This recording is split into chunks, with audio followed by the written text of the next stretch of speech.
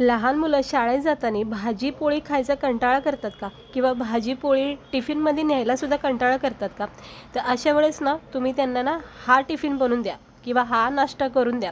हा नाश्ता तुम्ही त्यांना जर टिफिनमध्ये किंवा नाश्त्यामध्ये सकाळी दिला तर पोळी भाजी एक टाईम नाही खाल्लं तरी हरकत नाही. इतका छान प्रोटीननी हेल्दी असा हा नाश्ता आहे. याच्यामध्ये तुम्ही भरपूर भाज्या टाकू शकता, म्हणजे भाज्या वेगळ्या नाही खाल्ल्या तरी चालेल. तर बघू शकता मस्तपैकी आज मी मुलांच्या टिफिनसाठी हा तुम्हाला नाश्ता किंवा रेसिपी दाखवते. तर व्हिडिओ बघा, आवडला असेल तर नक्की एकदा ट्राय करून बघा, लहान मुलांना देऊन बघा, खूप आवडीने खातील. तर त्यासाठी आपल्याला काय करायचं आहे, आता आपला प्रश्न आहे की लहान मुलं भाजी चपाती खात नाहीत, तर त्यासाठी त्या भाज्या नक्की वापरा बारीक चिरून, ज्या भाज्या त्या खात नाहीत. म्हणजे ज्यामध्ये आहे गाजर आहे बघा, शिमला मिरची, मेथी आहे, पालक आहे, पत्ताकोबी आहे, सगळ्या भाज्या जे तुमच्या मुलांना खायला कंटाळा करत असतील ना, अशा भाज्या अशा बारीक चिरून घ्या. पण मी आता दाखवायपुरते तुम्हाला ह्या नॉर्मल भाज्या केल्यात. गाजर, शिमला मिरची, कोथिंबीर आणि पत्ताकोबी. कोथिंबीर मी बारीक चिरून घेतली बघा. तिकडे तुम्ही पालक आणि मेथी घेऊ शकता, खूप पौष्टिक आहे. त्यानंतर इकडे 2-2.5 चमचे रवा घ्यायचा आणि छान क्रिस्पी नाश्ता तयार होतो. आणि आता सगळ्यात महत्त्वाचं म्हणजे गव्हाचं पीठ. आता चपात्या खायचा कंटाळा करायचं म्हटलं की आपल्याला गव्हाचं पीठ वापरायचं. म्हणजे बघा, भाज्या पण आणि गव्हाचं पीठ पण आलं का नाही सगळं कॉम्बिनेशन पोळी भाजीचं. आता हे गव्हाचं पीठ एका बाउलमध्ये सुरुवातीला काढून घेऊया. हे सगळं असं एक गव्हाचं वाटी घ्यायची आणि त्यामध्ये हे 2.5 चमचे रवा घ्यायचा. बारीक जाड रवा कोणताही घेऊ शकता. 1 वाटी गव्हाच्या पिठासाठी 2.5 चमचे बारीक रवा घ्यायचा. हे बघू शकता मस्तपैकी. आता आपण याच्यामध्ये सगळ्या भाज्या ज्या चिरून घेतल्यात ना त्या टाकायच्या. आता गव्हाचं पीठ आहे, आता सोबत आपण या सगळ्या भाज्या चिरून टाकतो, म्हणजे पोळी भाजी तयार झाली असं समजायचं. कारण भाज्या टाकतो आपण, एकदम इतक्या साऱ्या भाज्या खाऊ शकत नाही, त्यामुळे ह्या नाश्त्यामध्ये आपण टाकू शकतो. तर कोथिंबीर टाकली, पालक मेथी टाकले तर खूप चांगला हेल्दी हा नाश्ता तयार होईल.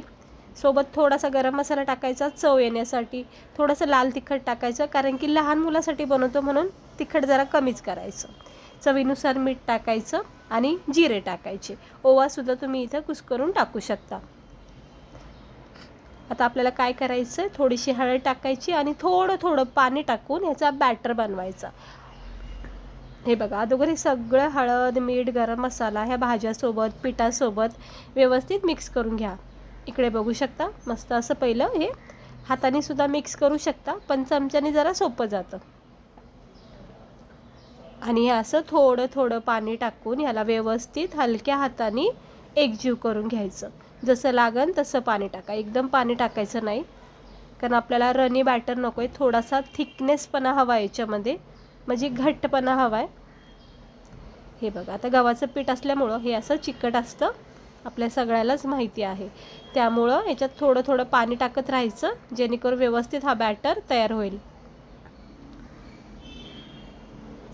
घरोघरी हाच प्रश्न असतो की लहान मुलांना चपाती भाजी खायचा कंटाळाच येतो. एक भाजी जरी करून दिली तरी कंटाळा करतात.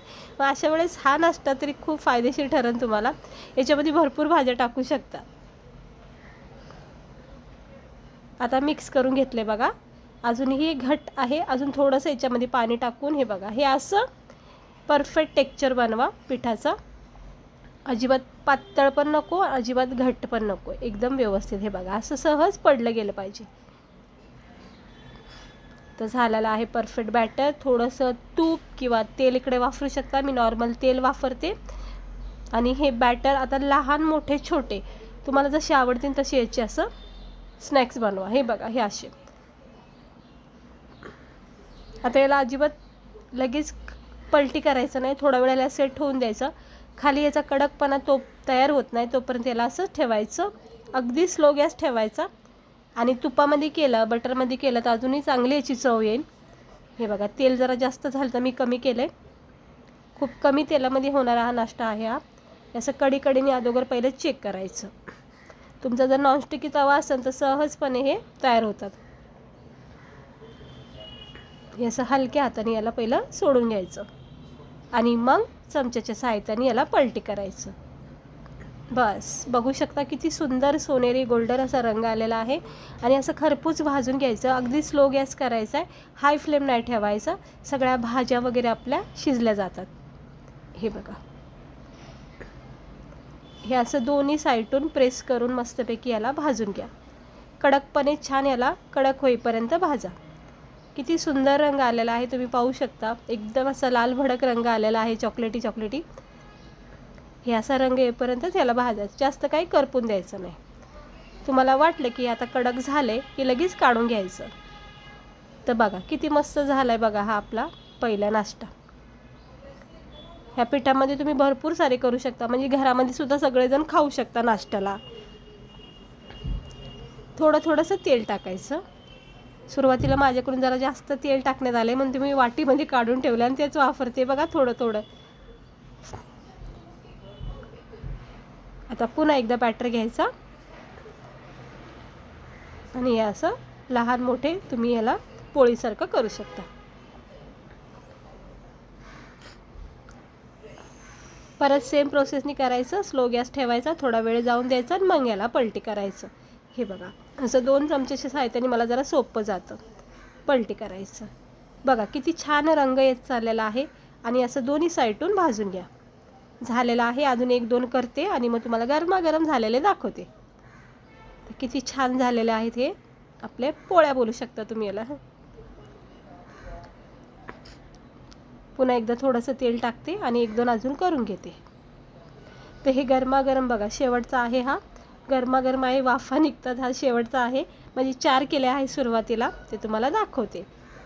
हे बघा, हे आपले झाले आहेत मस्त हेल्दी टेस्टी पौष्टिक असा हा लहान मुलासाठी नाश्ता. हा सगळ्यांसाठीच आहे, पण स्पेशली लहान मुलासाठी, कारण ते पोळी भाजी खात नाहीत. ते बघू शकता किती सुंदर दिसतोय बघा. दिसायला सुद्धा छान आहे आणि खायला तर तुम्ही बघितलंच आहे. भरपूर भाज्या टाकल्या आहेत, गव्हाचं पीठ आहे, खूप मस्त टेस्टी आहे. आणि आज संकष्टी आहे, व्रत आहे, त्यामुळे मी खाऊ शकत नाही, पण तुम्हाला मी दाखवते. हे बघा किती छान झालं आहे बघा. भाज्या वगैरे किती मस्त शिजल्या गेल्यात.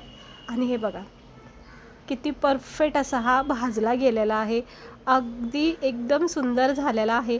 आणि आतमध्ये भाज्या किती छान शिजल्या गेलेल्या आहेत. तुम्ही याच्यामध्ये वेगवेगळ्या प्रकारच्या भाज्यासुद्धा बारीक कट करून टाकू शकता. एकदम बरं लागतं. चहासोबतसुद्धा मस्त आहे. आणि सकाळी नाश्त्यासाठीसुद्धा हा खूप पौष्टिक आणि हेल्दी नाश्ता बनू शकतो. आता तुम्हाला भाजी चपाती लहान मुलं खात नसतील ना, अजिबात चिंता करू नका. हे बनवून द्या, म्हणजे त्यांना भाजी पोळी चपाती खाल्ल्याचंच प्रोटीन भेटेल. वरून विशेष म्हणजे आपण याच्यामध्ये वेगवेगळ्या प्रकारच्या भाज्यासुद्धा ॲड करू शकतो. टिफिनसाठी खूप छान उत्तम पर्याय तुम्हाला मी आज रेसिपी दाखवली आहे. तुम्हाला आवडली असेल तर एकदा नक्की करून बघा. खूप छान आहे आणि नाश्त्यालासुद्धाही कधीही करू शकता. म्हणजे असं सकाळ सकाळ कसं पौष्टिक हेल्दी नाश्ता भेटला की दिवससुद्धा चांगला जातो. आणि सकाळ सकाळ कोण इतक्या भाज्या खातो, त्यामुळं ना ह्या नाश्त्यामध्ये भाज्या टाकून करू शकता. चला भेटते मी तुम्हाला पुढच्या व्हिडिओमध्ये. आजची ही रेसिपी आवडली असेल तर लाईक करा आणि असेच छान छान रेसिपी बघण्यासाठी चॅनेलला सबस्क्राईबर करा. स्वस्त रहा, मस्त रहा.